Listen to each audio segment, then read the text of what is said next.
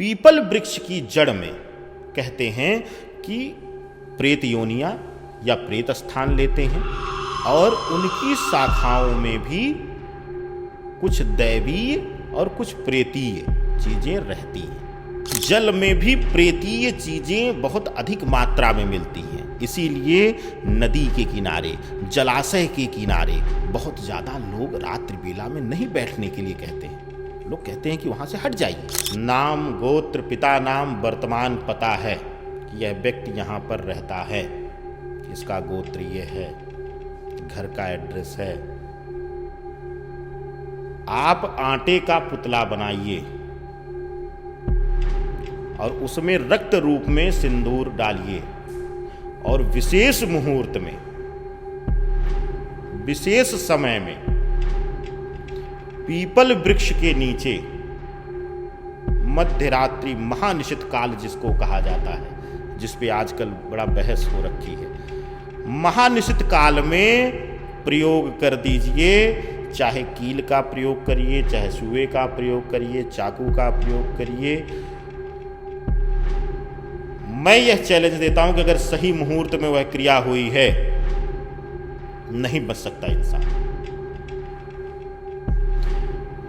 नहीं मरेगा, प्राण त्याग नहीं करेगा तो भी वह मृत्यु शैया पर ही रहेगा। वह शरीर से कुछ भी करने लायक वह नहीं रह सकता है। एक महिला आई लखनऊ में, प्रतिष्ठित परिवार की है, कुंडली दिखाई, बोली कि गुरुजी ना चाहते हुए भी मैं रैंडम पुरुष का मैं चयन करती हूं, मेरी ऊर्जा मुझसे ही नहीं संभलती। बोली मैं कितनी बार आत्महत्या के लिए कोशिश की हूं लेकिन मैं नहीं कर पाती। वहां पर क्या था, उनके साथ यही खेल था। किसी ने जो है ईर्ष्यावश कहिए या पारिवारिक ईर्ष्या कहिए या प्रतिष्ठा ईर्ष्या कहिए, जो भी कह लीजिए, शत्रुता भाव, उन्होंने किसी अपने जानकार को अपना ही वस्त्र दिया था और उस कर गया खेल। सुनसान जगहों पर खुले में वस्त्र भी नहीं रखा जाता, यानी कि घर में भी एकांत जगह पर खुले प्रभाव में उनको नहीं रखा जाता, या कुर्सी टेबल पर अगर कोई रख करके छोड़ दे रहा है तो यह क्रिया भी नहीं करना चाहिए, क्योंकि रात्रि बेला में हर जगह पर, हर स्थान पर वहां के, देखिए, एक तो होता है कुल देवता कुल देवी उस स्थान की या उस परिवार की कुल, दूसरा होता है स्थान देवता, स्थान की अधिष्ठात्री देवी, तीसरा आता है उस स्थान के प्रमुख रूप से जो नकारात्मक शक्तियां हैं। भाई उस जगह पर फ्लैट बनने से पहले कुछ तो रहा होगा, किसी की भी तो बलि उस जगह ने ली होगी, यानी बलि का अभिप्राय प्राण। तो ऐसी अवस्था में हर जगह नकारात्मक ऊर्जा, नकारात्मक आत्माएं होती हैं। कई बार आपने फील किया होगा, अब कुछ लोग कहेंगे इसको भ्रम है, कई बार आपने एकदम से जहां पे कभी कुछ नहीं एहसास हुआ होगा, लेकिन कई बार झटके से एहसास हुआ, कोई मूवमेंट किया है। आत्माएं मध्यरात्रि में निश्चित काल में विचरण करती हैं, यानी कि एक स्थान से दूसरे स्थान, दूसरे स्थान से तीसरे स्थान पे आपके आसपास भी आती हैं। शमशान में जाते हुए या सुनसान जगहों पर जाते हुए इत्र का प्रयोग, परफ्यूम का प्रयोग नहीं किया जाता। महक जो है ना, वो आकर्षित करती है आत्माओं को। स्त्रियों को सुनसान जगहों पर, नवविवाहिता स्त्रियों को सुनसान जगहों पर अकेला नहीं छोड़ा जाता। ये आपने सुना होगा, आप वैवाहिक जीवन में प्रवेश किए हैं, जब विवाह करके स्त्रियां आती हैं घर में, अपने ससुराल में आती हैं, तो उनको अकेला नहीं छोड़ा जाता है उस श्रृंगार की अवस्था में, कि कोई नकारात्मक ऊर्जा वहां आसपास ना हो जो कि उसे आकर्षित करे और वह उसके साथ ना हो जाए। तो ऐसा नहीं कि आत्माएं सिर्फ की जाती हैं या किसी के ऊपर दी जाती हैं, नहीं, आत्माएं स्वतः भी आकर्षित होती हैं। जो स्त्रियां, जो पुरुष, जो मानव किसी के पास जा रहा है कि वशीकरण कर दीजिए, उच्चाटन कर दीजिए, मारण कर दीजिए, अगर उस तांत्रिक ने कहा कि मैं यह करता हूं, मैं कर दूंगा,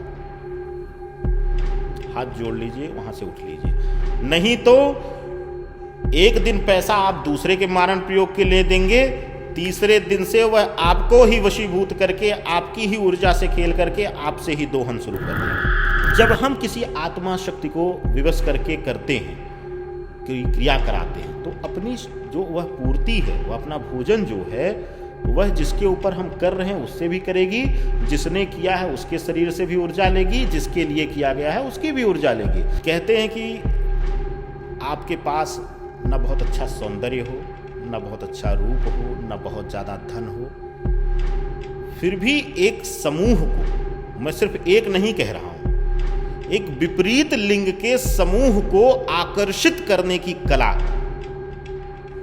वो दे देता है। ना चाहते हुए भी सामने वाली की इंद्रियां जो हैं, क्योंकि 16 कलाएं जो हैं इंद्रियों पर नियंत्रण रखती हैं, चंद्र त्राटक जो है वह इन कलाओं पर महारत दे देता है। इलायची को ज्योतिष शास्त्र में, तंत्र विधान में या फिर ऊर्जा अध्ययन में सबसे सटीक माध्यम माना जाता है।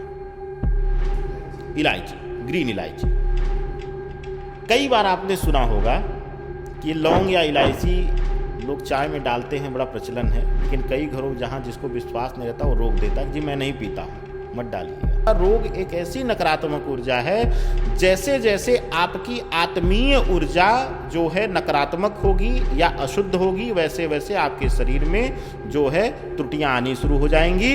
इसका एक बहुत मूलभूत उदाहरण है, प्रत्यक्ष उदाहरण है।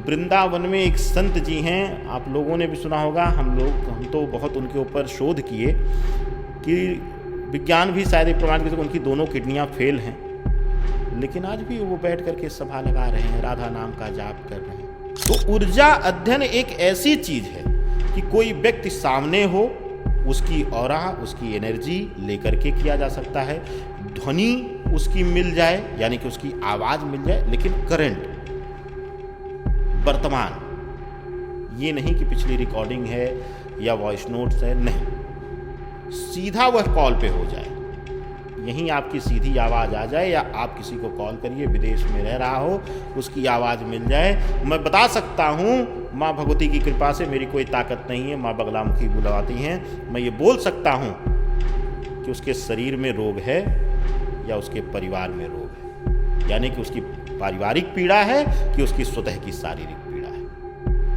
यह तंत्र कह लीजिए, मंत्र कह लीजिए या विशेष कृपा। परेशान तो आपने बहुत छोटी चीज कही, आप समाप्त कर सकते हैं उस व्यक्ति को। और मैं चैलेंज देता हूं, पूरी मेडिकल साइंस लग जाए, बता नहीं सकती कि उसका शरीर कैसे गल गया।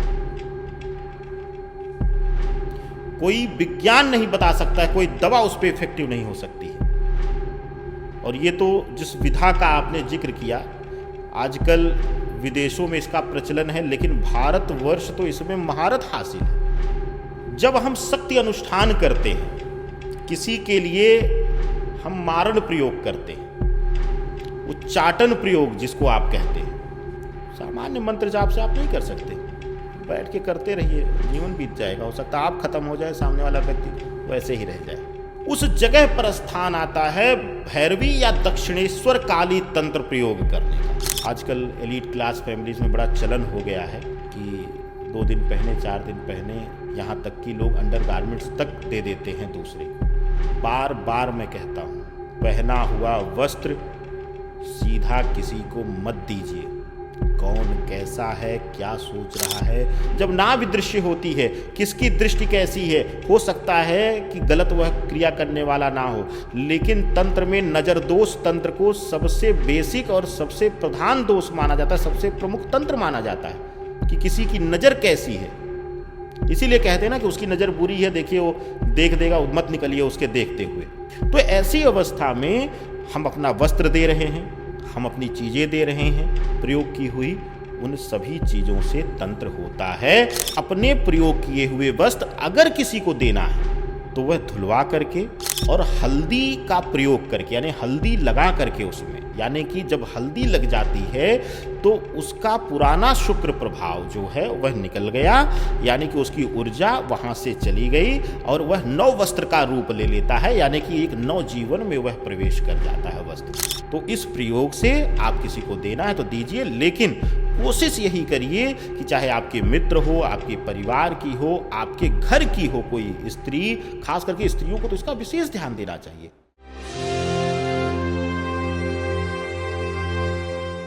क्या ये प्रेत आत्माएं होती हैं, और यदि कोई इनकी चपेट में आ जाए तो इससे कैसे बचा जाए? और एक हम कहानी सुनते थे बड़े बूढ़ों से कि रात को पीपल के पेड़ के नीचे नहीं सोना चाहिए, उस पे आत्माओं का निवास होता है जी। तो क्या ये बातें सही हैं? तो हमारा सनातन कहता है कि हमारे जीवन में हर एक चीज में, हर एक वस्तु में एक ऊर्जा है, एक प्रभाव है। हमारे जीवन में हर एक वृक्ष, हर एक निर्जीव वस्तु भी, उसमें कोई ना कोई ग्रह का प्रभाव है, उसमें कोई ना कोई ऊर्जा का प्रभाव है। तो ऐसी अवस्था में पीपल वृक्ष की जड़ में कहते हैं कि प्रेत योनियां या प्रेत स्थान लेते हैं, उससे अग्रभाग होते हुए ब्रह्मा विष्णु महेश का स्थान आता है, और उनकी शाखाओं में भी कुछ दैवीय और कुछ प्रेतीय चीजें रहती हैं। अब इसका प्रमाण कैसे लेंगे? हवा एकदम ठप होती है, विज्ञान कहता है कि वहां एकदम से मूवमेंट नहीं है, लेकिन आप सारी शाखाएं स्थिर रहेंगी, लेकिन आप पीपल की शाखा को देखेंगे तो उसके पत्ते हिलते हुए रहेंगे। एक अद्वितीय पावर एक पीपल वृक्ष में होती है, उसके जड़ से लेके तने तक कहते हैं कि यक्षिणी, दैत्य, दानव, प्रेत, हर योनि के जो शक्ति प्रभावी लोग हैं वह विराजमान रहते हैं। तो ऐसी अवस्था में इसलिए मना किया जाता था कि सुदूर विचरण करने वाली आत्माएं भी आकर के स्थान लेती थी वट वृक्ष या पीपल के वृक्ष के नीचे। तो अगर आप शयन कर रहे हैं तो वहां पर कई बार ऐसा होता था कि कुछ जटिल प्रेत हैं, कुछ जटिल आत्माएं हैं, तो वह हानि पहुंचाती थी। अब इसकी दूसरी पद्धति भी समझ लीजिए कि हो सकता है कि हमारे विद्युत जन आज के विज्ञान से बहुत आगे थे, और ये प्रमाणिकता भी कई जगह मिलती है कि विज्ञान कहता है कि उस समय रात्रि बेला में वह कार्बन डाइऑक्साइड भी बहुत ज़्यादा रिलीज करता है उसी मात्रा में। नीम का पेड़ हुआ, पीपल का पेड़ हुआ, इस वृक्षों के नीचे इसीलिए सोने के लिए, शयन करने के लिए रात्रि बेला में मना कर दिया गया कि आपको रोग घेर लेगा। अब रोग क्या है? रोग भी नकारात्मक ऊर्जा है, रोग भी नकारात्मक शक्ति है। आप विज्ञान को मानिए तो नकारात्मक मूवमेंट है शरीर के अंदर। मुझसे आप पूछेंगे एक वैदिक के रूप में, एक तंत्र उपासक के रूप में, एक शक्ति उपासक के रूप में, मैं कहूँगा रोग एक ऐसी नकारात्मक ऊर्जा है, जैसे जैसे आपकी आत्मीय ऊर्जा जो है नकारात्मक होगी या अशुद्ध होगी, वैसे वैसे आपके शरीर में जो है त्रुटियां आनी शुरू हो जाएंगी। इसका एक बहुत मूलभूत उदाहरण है, प्रत्यक्ष उदाहरण है। वृंदावन में एक संत जी हैं, आप लोगों ने भी सुना होगा, हम तो बहुत उनके ऊपर शोध किए कि विज्ञान भी शायद प्रमाणित कर, उनकी दोनों किडनियां फेल हैं, लेकिन आज भी वो बैठ करके सभा लगा रहे हैं, राधा नाम का जाप कर रहे हैं। तो उनके अंदर दैवीय प्रभाव आ गया, यानी कि उनके जो व्यभिचार थे, जो गलत विचार थे, जो नकारात्मक ऊर्जा थी, उसका उन्होंने त्याग करके सकारात्मक ऊर्जा को शरीर में भर लिया। तो अब वह किडनी जो है उनका साथ दे रही है, जबकि विज्ञान की माने तो उनको डेथ हो जाना चाहिए समय समय पर। हालांकि वो विज्ञान का सहारा लेते हैं, लेकिन विज्ञान के लिए भी वो चमत्कार है।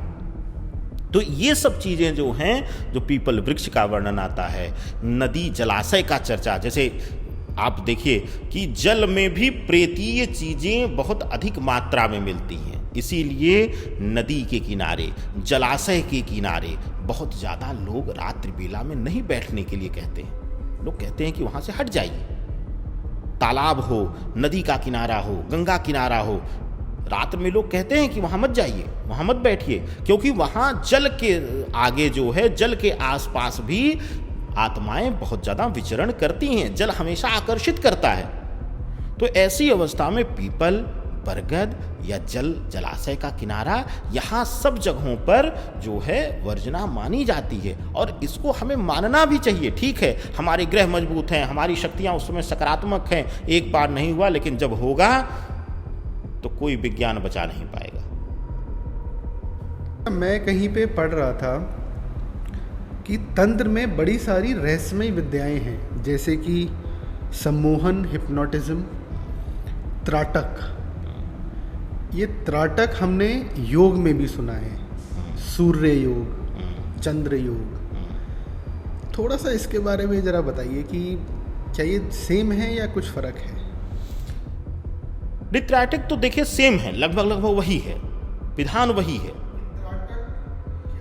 ठीक है, देखिए जैसे अगर तंत्र की विधाओं में आप देखेंगे, जैसे हमने कहा कि वैदिक परंपरा है, जैसे आपने योग का चर्चा किया, तंत्र में जो वैदिक तंत्रोक्त का जब हमने बताया आपको, तो वैदिक तंत्रोक्त साधना में यही है कि अपनी जो है त्रिकाल शक्ति को, यानी कि अपनी आंतरिक शक्ति को जब आप जागृत करते हैं। देखिए, कोई कहता है कि मैंने सातों चक्र बैलेंस कर लिया है, जागृत कर लिया, सबसे बड़ा झूठ बोलता है।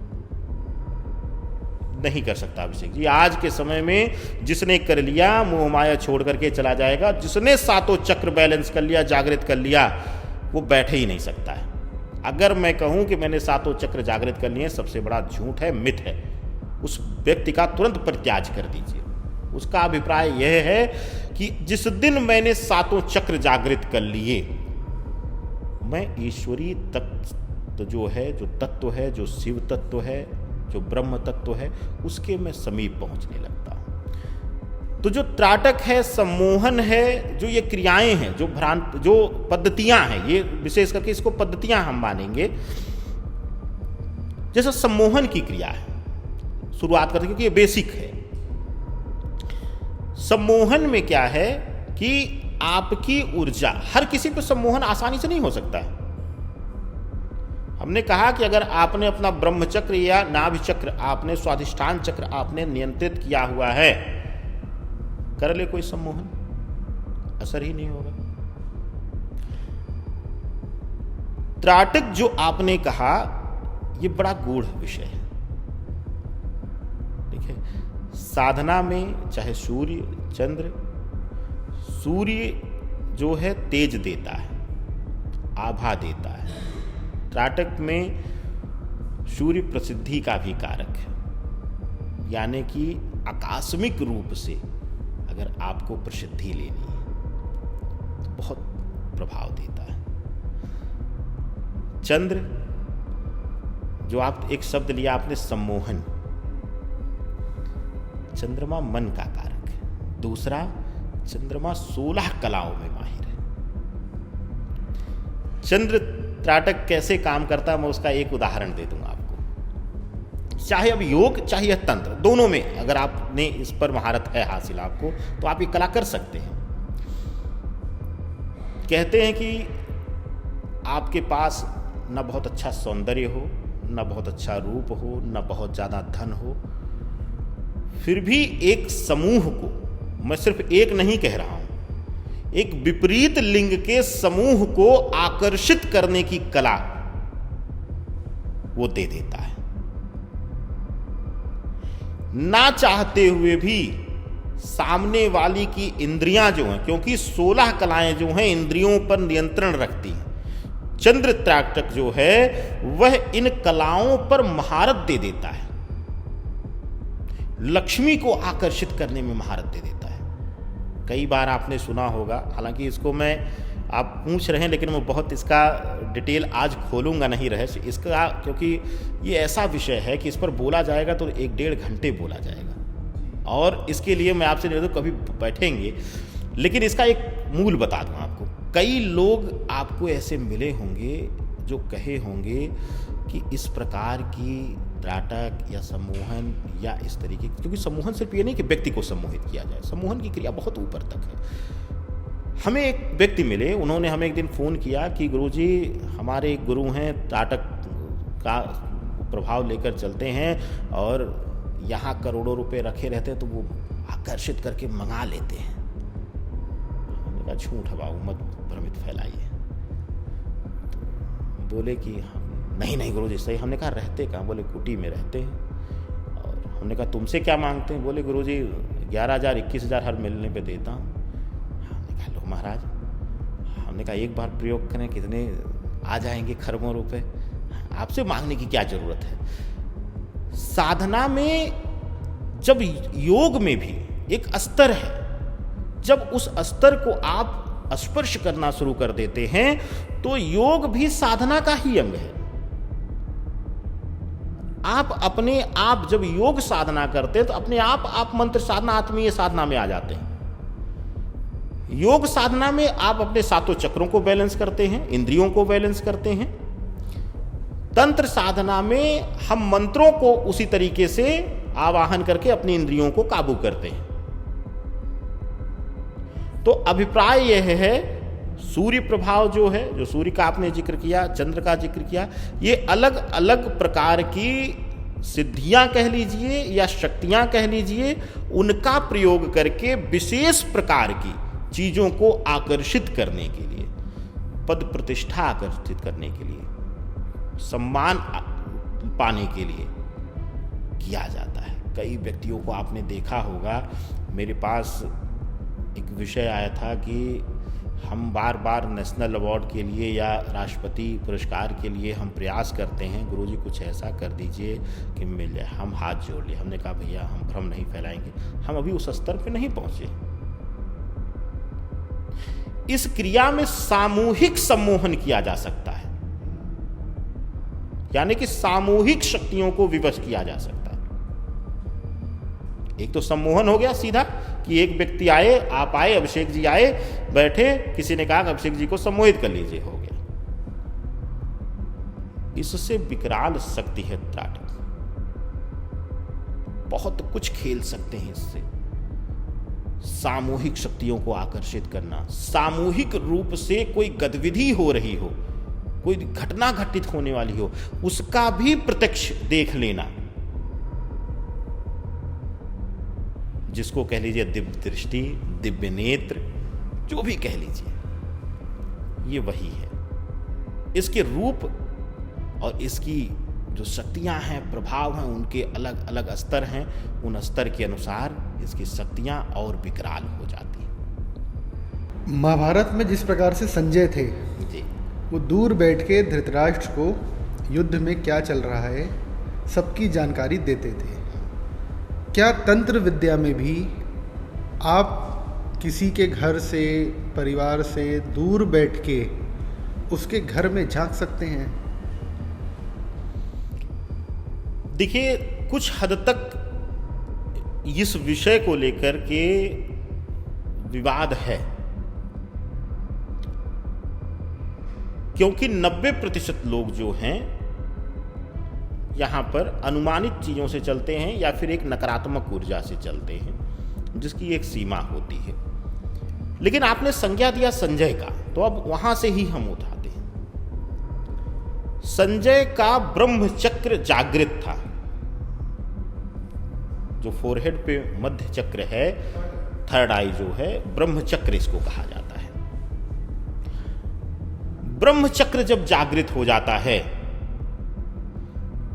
तो किसी जगह नहीं, आप आंख बंद करिए, आपके लिए पूरा ब्रह्मांड खुला हुआ आपके नेत्रों के सामने रहेगा।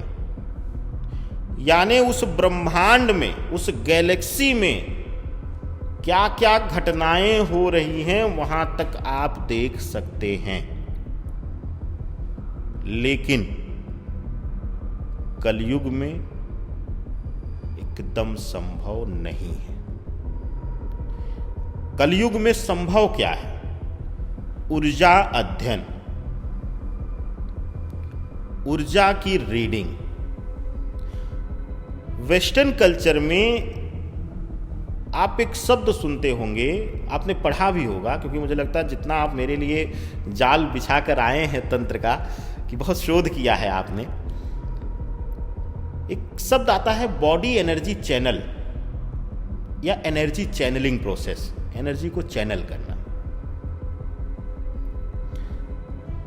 इलायची को ज्योतिष शास्त्र में, तंत्र विधान में या फिर ऊर्जा अध्ययन में सबसे सटीक माध्यम माना जाता है।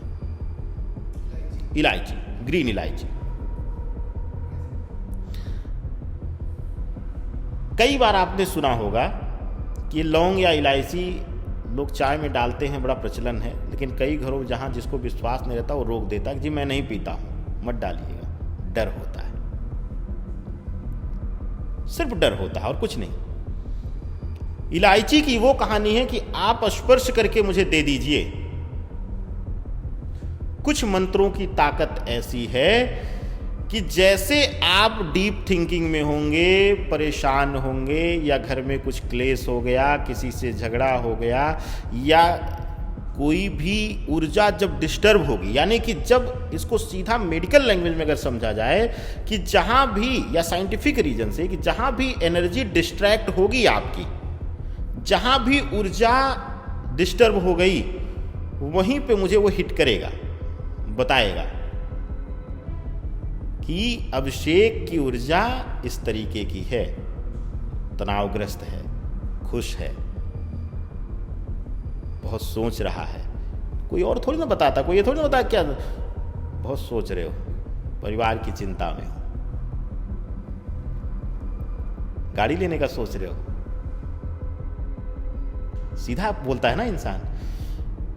दो माध्यम है। पहला कि उस व्यक्ति के आमने सामने बैठ जाइए, जैसे आप मेरे सामने बैठे हैं, इस स्थिति में भी बिना कुछ मांगे, बिना कुछ छुए मैं आपकी ऑरा ग्रैब कर सकता हूं, यानी कि ले सकता हूं, आपकी ऊर्जा को ले करके आपके बारे में मूल जो चीज़ें हैं वह मैं बता सकता हूं। दूसरी चीज, ध्वनि ऊर्जा। माँ भगवती बगलामुखी उपासना में एक सिद्धि है कि आप किसी की आवाज की ऊर्जा से बता सकते हैं कि उसका मुख्य चिंतन का विषय क्या है। जैसे कि कई बार मेरे पास, आपको भी पता है कि ज्योतिष में या तंत्र में इस समय भ्रम ढोंग फैलाने वाले लोग ज़्यादा हैं। कई बार लोग भटक करके, धन गंवा करके हमारे पास आते हैं तो वह परीक्षा लेते हैं कि गुरुजी कुछ नहीं, आप ऐसा बता दीजिए कि मैं चिंता में क्यों हूं। एक बहुत प्रतिष्ठित समाचार चैनल में मैं गया, वहाँ पे शो के लिए निवेदन करने, तो उन लोगों ने बिठा करके कहा कि अगर ज्योतिष में आपका है पूरा महारत तो आप बता दीजिए कि इनकी समस्या क्या है। तो आपको भी पता है ज्योतिष की एक सीमा है, ज्योतिष एक ग्रही कैलकुलेशन पे है। लेकिन अब ऐसी जगहों पर आपको अपनी ताकत दिखानी पड़ेगी, उसी लिए तंत्र और मंत्र की ताकत का जिक्र आता है संसार में। ज्योतिष एक जगह पर जाकर के, ज्ञान में तो अनंत है, वो अध्ययन में अनंत है, लेकिन वह रास्ता बदलने में उसकी सीमा है। वह बस बता सकता है, वह बस समझा सकता है। लेकिन मुझे कहा गया कि अगर आपने बता दिया इनकी समस्या क्या है तो मैं मान जाऊंगा। मैंने माँ भगवती को प्रणाम किया और माँ बगलामुखी के कुछ मंत्रों का जाप किया। मेरे मुख से निकला, क्या संतान पीड़ा है, संतान उत्पत्ति नहीं हो रही है। भावुक हो गए, रोने लगे। उसी दिन से वह वर्ग, हालांकि माँ भगवती की कृपा से मुझे इतना सम्मान मिलता है कि आप पूछिए मत। तो ऊर्जा अध्ययन एक ऐसी चीज है कि कोई व्यक्ति सामने हो, उसकी ऑरा, उसकी एनर्जी लेकर के किया जा सकता है। ध्वनि उसकी मिल जाए, यानी कि उसकी आवाज मिल जाए, लेकिन करंट, वर्तमान, ये नहीं कि पिछली रिकॉर्डिंग है या वॉइस नोट्स है, नहीं, सीधा वह कॉल पे हो जाए, यहीं आपकी सीधी आवाज़ आ जाए, या आप किसी को कॉल करिए, विदेश में रह रहा हो, उसकी आवाज़ मिल जाए। मैं बता सकता हूँ, माँ भगवती की कृपा से, मेरी कोई ताकत नहीं है, माँ बगलामुखी बुलाती हैं, मैं ये बोल सकता हूँ कि उसके शरीर में रोग है या उसके परिवार में रोग है, यानी कि उसकी पारिवारिक पीड़ा है कि उसकी स्वतः की शारीरिक पीड़ा है। यह तंत्र कह लीजिए, मंत्र कह लीजिए, या विशेष कृपा। अच्छा, किसी के बाल, किसी का कोई कपड़ा, किसी का कोई खिलौना, एक कॉन्सेप्ट सुनते हैं हम वूडू डॉल्स का। क्या इस तरह से भी किसी को परेशान किया जा सकता है कि हम किसी का बाल ले लें, हम कोई एक गुड़िया के फॉर्म में उसको बना के हम किसी दूसरे व्यक्ति को हम परेशान कर सकते हैं इस चीज़ से? कोई आपके साथ कोई घटना हुई हो इस तरह की? अभिषेक जी, परेशान तो आपने बहुत छोटी चीज कही। आप समाप्त कर सकते हैं उस व्यक्ति को। और मैं चैलेंज देता हूं, पूरी मेडिकल साइंस लग जाए, बता नहीं सकती कि उसका शरीर कैसे गल गया। कोई विज्ञान नहीं बता सकता है, कोई दवा उस पर इफेक्टिव नहीं हो सकती है। और ये तो जिस विधा का आपने जिक्र किया, आजकल विदेशों में इसका प्रचलन है, लेकिन भारतवर्ष तो इसमें महारत हासिल है। जब हम शक्ति अनुष्ठान करते हैं, किसी के लिए हम मारण प्रयोग करते हैं, उच्चाटन प्रयोग जिसको आप कहते हैं, सामान्य मंत्र जाप से आप नहीं कर सकते। बैठ के करते रहिए, जीवन बीत जाएगा। हो सकता है आप खत्म हो जाए, सामने वाला व्यक्ति वैसे ही रह जाए। उस जगह पर स्थान आता है भैरवी या दक्षिणेश्वर काली तंत्र प्रयोग करने का। दक्षिणेश्वर काली तंत्र में या तो कपड़े का, उसके पहने हुए कपड़े हों, उसके बाल मिल जाएं, अति उत्तम है। उसकी आप गुड़िया, डॉल बनाइए, डमी बनाइए। या फिर ये तो आपने कहा कि उपलब्धता हो जाए तब का तंत्र मैं बता रहा हूं, नहीं उपलब्ध हो रहा है। नाम, गोत्र, पिता नाम, वर्तमान पता है कि यह व्यक्ति यहां पर रहता है, इसका गोत्र ये है, घर का एड्रेस है। आप आटे का पुतला बनाइए और उसमें रक्त रूप में सिंदूर डालिए और विशेष मुहूर्त में, विशेष समय में पीपल वृक्ष के नीचे मध्यरात्रि महानिशित काल जिसको कहा जाता है, जिस पे आजकल बड़ा बहस हो रखी है, महानिशित काल में प्रयोग कर दीजिए। चाहे कील का प्रयोग करिए, चाहे सुए का प्रयोग करिए, चाकू का प्रयोग करिए। मैं यह चैलेंज देता हूं कि अगर सही मुहूर्त में वह क्रिया हुई है, नहीं बच सकता इंसान, नहीं मरेगा, प्राण त्याग नहीं करेगा, तो भी वह मृत्यु शैया पर ही रहेगा। वह शरीर से कुछ भी करने लायक वह नहीं रह सकता है। इस स्तर पर तंत्र में ताकत है। इसीलिए जो लोग कहते हैं कि कपड़ा आजकल एलीट क्लास फैमिलीज में बड़ा चलन हो गया है कि 2 दिन पहने, 4 दिन पहने, यहाँ तक कि लोग अंडर गारमेंट्स तक दे देते हैं दूसरे को। बार बार मैं कहता हूँ, पहना हुआ वस्त्र सीधा किसी को मत दीजिए। कौन कैसा है, क्या सोच रहा है। तंत्र की विधा में आपने जब चर्चा किया था, अब उसका जवाब मूल यहाँ पर आपने जो मूल विषय पूछा, अब यहाँ पर आपने चर्चा किया। कामाख्या तंत्र में 2 तरीके के तंत्रों का जिक्र आता है। या तो सीधा स्त्री पुरुष मिलन यानी कि संबंध यानी कि संभोग तंत्र। दूसरा जिक्र आता है कि पहने हुए वस्त्र अंडर गारमेंट्स अगर मिल जाती है, क्योंकि रूट चक्र जो हमारा है, जो सबसे अंतिम चक्र है, या कह लीजिए सबसे पहला चक्र हालांकि उसको कहा जाता है साधना में, ऐसी अवस्था में अगर आपने वस्त्र दे दिया, चाहे स्त्री हो चाहे पुरुष हो, पहना हुआ अंग वस्त्र अगर किसी को मिल गया, तो उतना ही ताकतवर रहता है जितना कि संबंध तंत्र ताकत रखता है। कामाख्या तंत्र से इसीलिए लोग डरते हैं, कामाख्या उपासकों से लोग इसीलिए दूरी बनाते हैं। और अधिकतर प्रयोग, खास करके आशीष जी, स्त्रियों में आपको मैं बता दूं, इसका दोष कैसे देखेंगे, इसका प्रभाव कैसे देखेंगे। मेरे पास एक महिला आई, लखनऊ में, प्रतिष्ठित परिवार की है, कुंडली दिखाई, बोली कि गुरुजी ना चाहते हुए भी मैं रैंडम पुरुष का मैं चयन करती हूं, मेरी ऊर्जा मुझसे ही नहीं संभलती। बोली मैं कितनी बार आत्महत्या के लिए कोशिश की हूं लेकिन मैं नहीं कर पाती। वहां पर क्या था, उनके साथ यही खेल था।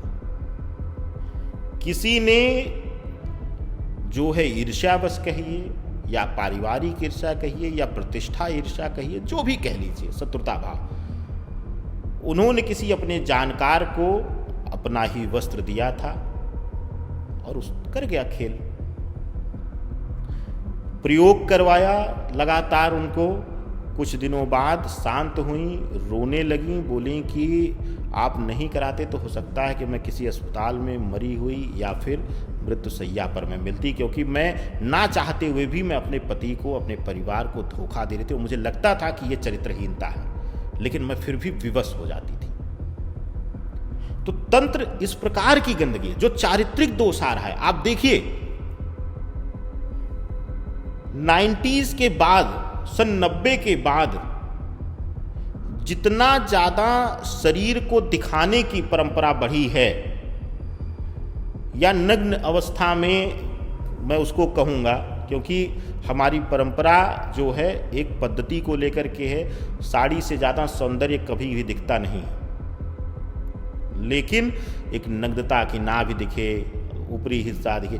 ऐसी अवस्था में तंत्र कितना गंदा होता जा रहा है, और एक एक वस्त्र लेकर के 10 दिन पहन करके फेंक देने से, यह सब मैं इसलिए बता रहा हूं कि जब नाभि दृश्य होती है, किसकी दृष्टि कैसी है, हो सकता है कि गलत वह क्रिया करने वाला ना हो, लेकिन तंत्र में नजर दोष तंत्र को सबसे बेसिक और सबसे प्रधान दोष माना जाता है, सबसे प्रमुख तंत्र माना जाता है कि किसी की नजर कैसी है।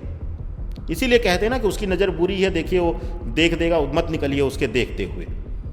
तो ऐसी अवस्था में हम अपना वस्त्र दे रहे हैं, हम अपनी चीजें दे रहे हैं, प्रयोग की हुई उन सभी चीजों से तंत्र होता है और उससे हमारा बृहस्पति भी पीड़ित होता है, यानी भविष्य का सुख, वैवाहिक सुख, ये सब पीड़ित होता है।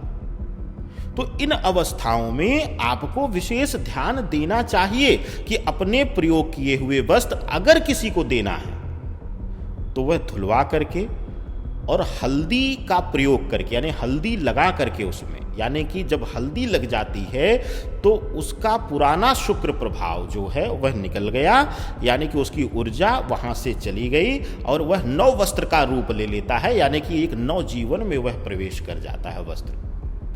तो इस प्रयोग से आप किसी को देना है तो दीजिए, लेकिन कोशिश यही करिए कि चाहे आपके मित्र हो, आपके परिवार की हो, आपके घर की हो कोई स्त्री, खास करके स्त्रियों को तो इसका विशेष ध्यान देना चाहिए, क्योंकि सबसे ज्यादा शुक्र प्रभावी जो दिक्कत देता है वो स्त्रियों को देता है। इसीलिए आप देख रहे हैं कि चंचलता बढ़ रही है लोगों में, चरित्र की चंचलता बढ़ रही है। और ऐसा नहीं है कि 100 में से एक कोई होगा जो शौक में ये कर रहा है, लेकिन 90 ऐसे होंगे या होंगी जिनको आभास होता है कि यह गलत हो रहा है, लेकिन वह नहीं रोक पाते, विवश हो जाते हैं, क्योंकि वह अपने ग्रहों को पीड़ा दे रहे हैं, नजर दोष या तंत्र दोष का प्रभाव वो ले रहे हैं। तो आपको खुद जागृत होना होगा। तंत्र सिर्फ ये नहीं है कि कोई कर दिया, डॉल बनाकर कर दिया, मूर्ति बनाकर कर दिया, नहीं, तंत्र नजर दोष भी है। किसी की नकारात्मक ऊर्जा है, दिन भर बैठ करके आपके लिए वह नकारात्मक सोच रहा है। आप स्त्री हैं, आप कहीं गई हुई हैं पार्टी में, आप किसी फंक्शन को अटेंड कर रही हैं, ये मैं सत्यार्थ बोल रहा हूं, और जो दर्शक हैं वो देखें, स्त्रियां इसको नोट करें कि बैठी हुई हैं, खास करके कन्याओं के साथ ही बहुत ज्यादा देखा होगा आपने कि बैठी हुई हैं, कोई नकारात्मक पुरुष लगातार गलत निगाहों से घूर रहा है, 2 घंटे 4 घंटे बीतते बीतते देखिए ना शारीरिक रूप से उसको दर्द होने लगे या उसकी तबीयत खराब हो जाए तो बात क्या है, या अगले दिन वह विवश हो जाएगी, तबीयत खराब हो जाएगा, उस स्त्री की ऊर्जा डाउन हो जाएगी। अच्छा, क्या यही रीज़न है कि बोला जाता है कि बच्चों के कपड़े जी रात के समय में बाहर नहीं सुखाने? हाँ, एकदम सही कहा आपने। सुनसान जगहों पर खुले में वस्त्र भी नहीं रखा जाता, यानी कि घर में भी एकांत जगह पर खुले प्रभाव में उनको नहीं रखा जाता, या कुर्सी टेबल पर अगर कोई रख करके छोड़ दे रहा है तो यह क्रिया भी नहीं करना चाहिए, क्योंकि रात्रि बेला में हर जगह पर, हर स्थान पर वहाँ के, देखिए, एक तो होता है कुल देवता कुल देवी उस स्थान की या उस परिवार की कुल, दूसरा होता है स्थान देवता, स्थान की अधिष्ठात्री देवी, तीसरा आता है उस स्थान के प्रमुख रूप से जो नकारात्मक शक्तियां हैं। भाई उस जगह पर फ्लैट बनने से पहले कुछ तो रहा होगा, किसी की भी तो बलि उस जगह ने ली होगी, यानी बलि का अभिप्राय प्राण। तो ऐसी अवस्था में हर जगह नकारात्मक ऊर्जा, नकारात्मक आत्माएं होती हैं। कई बार आपने फील किया होगा, अब कुछ लोग कहेंगे इसको भ्रम है, कई बार आपने एकदम से जहां पे कभी कुछ नहीं एहसास हुआ होगा, लेकिन कई बार झटके से एहसास हुआ, कोई मूवमेंट किया है, आभास होता है। रोज नहीं होगा, उसी घर में आप रह रहे होंगे, साल 2 साल रहे होंगे, नहीं महसूस होगा, लेकिन एक नई ऊर्जा जब आएगी जो आपसे अभी फ्रेंडली नहीं है या आपके उस घर की ऊर्जा से फ्रेंडली नहीं है, तो आपको एहसास हो जाएगा, तो आपको लगेगा कि कुछ ऊर्जा है, आप डर जाएंगे। तो ऐसी अवस्था में आत्माएं मध्य रात्रि में निश्चित काल में विचरण करती हैं, यानी कि एक स्थान से दूसरे स्थान, दूसरे स्थान से तीसरे स्थान पे आपके आसपास भी आती हैं। इसीलिए कहा जाता है कि शयन से पहले कुछ अच्छे वैदिक मंत्रों का, महामृत्युंजय का या वेद मंत्रों का जाप करके, नहीं तो राम नाम की ध्वनि करके आप शयन करिए, कि जिससे कि आपके आसपास सकारात्मक ऊर्जा रहे। यही एक कारण, और कोई कारण नहीं। ऐसा नहीं कि राम आकर के बैठ जा रहे हैं, नहीं, राम नाम लेने से जिह्वा जो है पवित्र हो जाती है, हृदय में वह नाम आता है, आत्मा पवित्र रहती है। जब आत्मा आपकी पवित्र रहेगी तो आप जो है किसी भी स्थिति परिस्थिति में लड़ सकते हैं, नकारात्मक से, नकारात्मक शक्तियों से भी। तो यही एक कारण है कि ना बच्चे का कपड़ा खुले में बाहर रखा जाता है, ना ही घर के स्थान पे भी उनको खुले में ऐसे फेंकिए मत। उनको एक जगह दीजिए, उनका एक स्थान है, अलमीरा है, बैग है, उसमें बैग बंद करके रख दीजिए, उसको खुले में मत रखिए। जो भी चीज आत्माओं के साथ, देखिए एक चीज आपके विषय से हट करके मैं बोल रहा हूं, आत्मा तभी किसी के ऊपर आती है जब उसकी कोई चीज उसको प्रिय लग जाती है।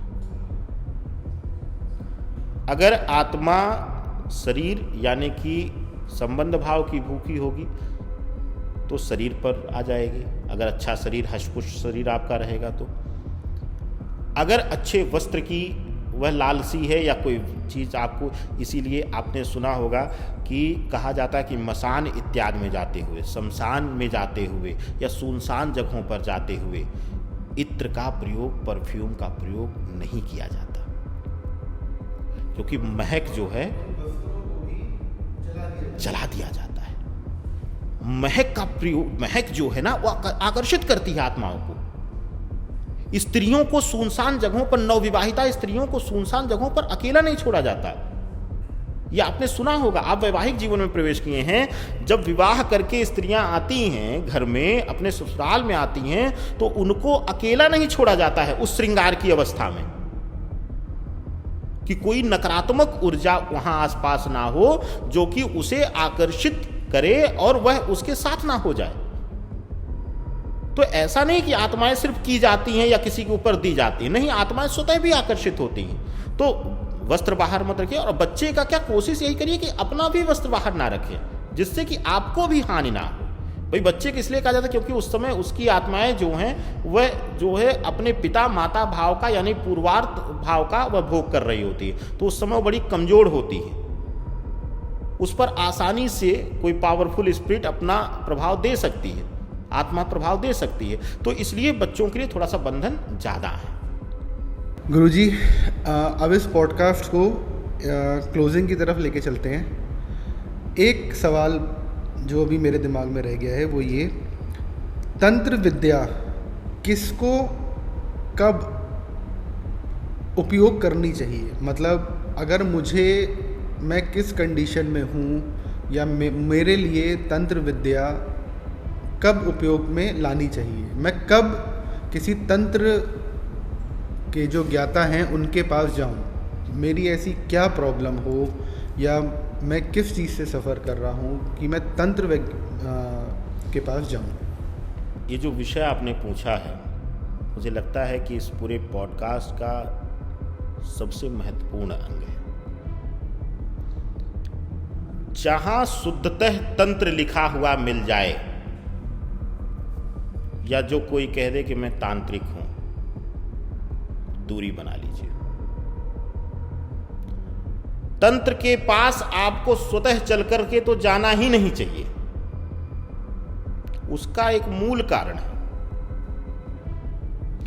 एक तांत्रिक आप सात्विक विचार का बता दीजिए, आज नहीं, कल नहीं, परसों नहीं, 10 दिन बाद नहीं, 20 दिन बाद नहीं, 1 महीने बाद उसकी कुछ न कुछ जानकारी आपको मिल जाएगी। तंत्र साधना ही गलत है। उसका कारण है, मनुष्य जब कोई शक्ति अपने ऊपर ले लेता है, सिद्ध कर लेता है, अब इसमें हो सकता है कुछ लोग जो कमाने वाले इसी को व्यापार बनाए वो मेरा विरोध कर जाए, लेकिन जब आप किसी शक्ति को अपने ऊपर स्थान दे देते हैं तो वह धीरे धीरे धीरे करके अपने मस्तिष्क, आपके मस्तिष्क पर वह हावी होने लगता है। आप तो डॉक्टर्स हैं, हर क्षेत्र से वाकिफ हैं। कहा जाता है कि एक स्तर पर एक लगातार मेडिसिन चलने के बाद वह भी निष्क्रिय हो जाती है, बॉडी उसका आदी हो जाता है। और कई बार कहा गया कि कुछ ड्रग्स या मेडिसिन ऐसी हैं जो दिमाग पर हावी हो जाती, एडिक्टिव हो जाती, और मेडिकल में बैन किया गया, बिना डॉक्टर के प्रिस्क्रिप्शन के उसको ना लिया जाए, एडवाइस के। ये इसीलिए तो कहा गया क्योंकि उसके अंदर कुछ पावर है, जो मस्तिष्क से ज्यादा ताकत उसके अंदर है। भाई, इंसान के जीवन में सबसे जो पावरफुल चीज है वो उसका मस्तिष्क है। तो जब हम कोई पावर अपने ऊपर लेते हैं तो धीरे धीरे करके वो हमारे मानसिक रूप से हमें दबाना चाहती है, ना चाहते हुए भी हमें वह गलत प्रवृत्ति में ला देती है। आप एक बार मेरे पास आए, मैं उदाहरण दे रहा हूं, हालांकि मैं तंत्र माँ भगवती की कृपा से मैं कभी भी नकारात्मक रूप से ना प्रयोग किया हूँ, ना करता हूँ। मैं खुद स्वयं गृहस्थ जीवन में हूँ, 2 बेटियों का मैं पिता हूँ। इसीलिए मैं ये चीज़ कह भी रहा हूँ, क्योंकि मैं भ्रम नहीं फैलाना चाहता। अगर मुझे तंत्र प्रयोग करना भी है, आप कुंडली लेकर आए मेरे पास कि गुरुजी यह बच्चा बड़ा बीमार रहता है, क्या किया जाए, या इस बच्चे के साथ, अभी ताज़ा उदाहरण है, अभी आपको मैं चैट दिखा दूं कि फ़ोन किए कि बार बार एक्सीडेंट हो जाता है पटना से, बड़े व्यापारी हैं, तो बोले अभी पैर की हड्डी ही तोड़ लिया बच्चा। तो हमने देखा कुछ नकारात्मक प्रभाव है, तो हमने उनसे पूछा तो उन्होंने कहा अकाल मृत्यु परिवार में कई हुई हैं। तो हमने वो देखा। अब उन शक्तियों को शांत करने के लिए, भाई कहते हैं ना कि जहर को जहर ही काटता है, नेगेटिव एनर्जी को दबाने के लिए नेगेटिव एनर्जी का ही प्रयोग करना पड़ेगा। बस ये देखना कि उससे ताकतवर रहे। ऐसी अवस्था में जो तंत्र प्रयोग किया जाता है वह सही है, लेकिन जो स्त्रियां, जो पुरुष, जो मानव किसी के पास जा रहा है कि वशीकरण कर दीजिए, उच्चाटन कर दीजिए, मारण कर दीजिए, अगर उस तांत्रिक ने कहा कि मैं यह करता हूं, मैं कर दूंगा,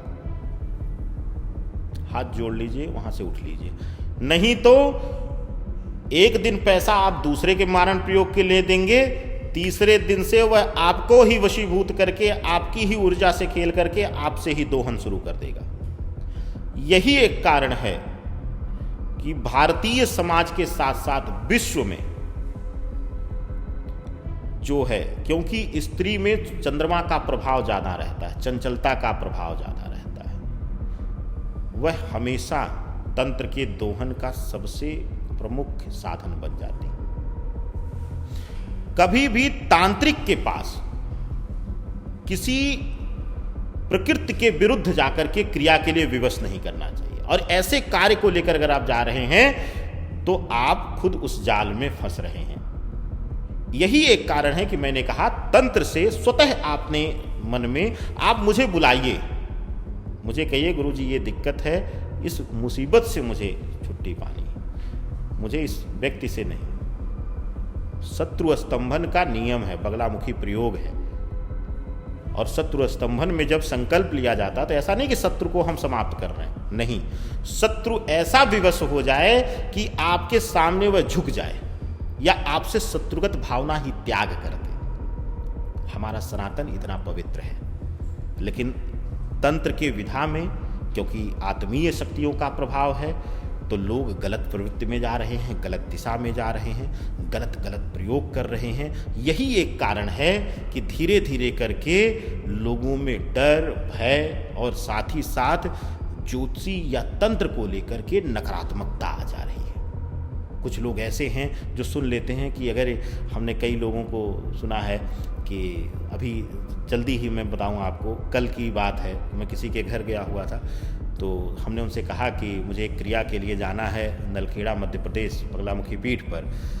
तो हर एकदम दूर हट गए, हाथ जोड़ने बोले, अरे महाराज आप तंत्र करते हैं? अरे हमने कहा महाराज बगलामुखी उपासक तो इसका मतलब थोड़ी ना गंदा तांत्रिक थोड़ी ना हूँ, शक्ति तो कहीं से भी ली जा सकती है। तो जो तांत्रिक है और ख़ास करके शुरुआत में आपने जो जिक्र किया, जो मशान क्रिया करने वाला है, जो अघोड़ी से तो आप 10-20 नहीं 50 किलोमीटर दूरी बनाइए तभी सही है, क्योंकि सात्विक अघोड़ी आपको कहीं विचरण करते हुए नहीं मिलेगा। वह सब कंदराओं में, पहाड़ों में, शांत एकांत जगहों पर मिलेगा, शिव तत्व की खोज कर रहा है वो। लेकिन जो गलत है, जो गलत क्रिया को कर रहा है, आत्मीयता को लेकर के, आत्मा प्रभाव को लेकर के समाज में है, वह गलत क्रिया में ही रहेगा। तो अघोड़ी क्रिया से, मशान क्रिया करने वालों से दूरी बना लीजिए। सात्विक जो है, जो हमारा वैदिक परंपरा के अंतर्गत जो तंत्रोक्त प्रयोग होता है, माँ शक्ति की उपासना के साथ, भैरव की उपासना के साथ, माँ काली की उपासना के साथ, वह जो प्रयोग है वह पवित्र है। उसके साथ हम जन कल्याण करते हैं। उसको कभी भी कोई अगर वाकई वैदिक पद्धति का जानकार है और तंत्र विधा में माँ भगवती का उपासक है, चाहे माँ काली का हो, चाहे बगलामुखी का हो, किसी का भी, माँ कामाख्या का हो, कभी किसी के लिए वह गलत करने के लिए तैयार ही नहीं। हम राजनीतिक अनुष्ठान भी कराते हैं, हम व्यक्तिगत विजय के लिए भी कराते हैं, लेकिन हम सिर्फ उसके विजय के लिए, विजयश्री के लिए कराते हैं, किसी के लिए मारण प्रयोग हम नहीं कराते। तो ऐसी अवस्था में तंत्र वाकई डरने वाला है, लेकिन आपको भी सीख लेनी है कि बिना किसी के प्रति ईर्ष्या किए हुए आपको आध्यात्मिक पद्धति यानी कि ईश्वरीय पद्धति का सहारा लेना है। और जैसे आपने गलत विद्या का, आत्मीय विद्या का प्रयोग करना शुरू किया, आप स्वयं जाल में फंसना शुरू हो जाएंगे। और दूसरा आपको ये भी बता दूं कि जब हम किसी आत्मा शक्ति को विवश करके करते हैं, क्रिया कराते हैं, तो अपनी जो वह पूर्ति है, वह अपना भोजन जो है, वह जिसके ऊपर हम कर रहे हैं उससे भी करेगी, जिसने किया है उसके शरीर से भी ऊर्जा लेगी, जिसके लिए किया गया है उसकी भी ऊर्जा लेगी। तो यह देख लीजिए, जितने तंत्र करने वाले हैं, जितने तांत्रिक हैं, वह अल्पायु होंगे। बहुत जल्दी उनकी शरीर गलना शुरू हो जाएगी। यह कुछ संकेत ऐसे हैं जिनको हमें समझ करके अपने जीवन को बचाना चाहिए, अपने प्राणों को बचाना चाहिए, किसी और से ईर्ष्या नहीं करनी चाहिए। राकेश जी, आपका बहुत बहुत धन्यवाद। आपने तंत्र साधना के इतने सारे पहलुओं से हमारे ऑडियंस को अवगत कराया। मैं आपसे कहना चाहता हूं ऑडियंस, अगर आपका कोई भी क्वेश्चन है तंत्र विद्या को, तंत्र साधना को लेके, तो आप कमेंट बॉक्स में लिखिए। मैं गुरुजी से प्रार्थना करूंगा कि आपके प्रश्नों के जवाब ज़रूर आपको दिए जाएं। यदि आप राकेश चतुर्वेदी जी से डायरेक्ट भी संपर्क करना चाहते हैं, उनका यूट्यूब चैनल का लिंक नीचे आपको मिल जाएगा, आप उनसे डायरेक्ट भी संपर्क कर सकते हैं। Thank you so much.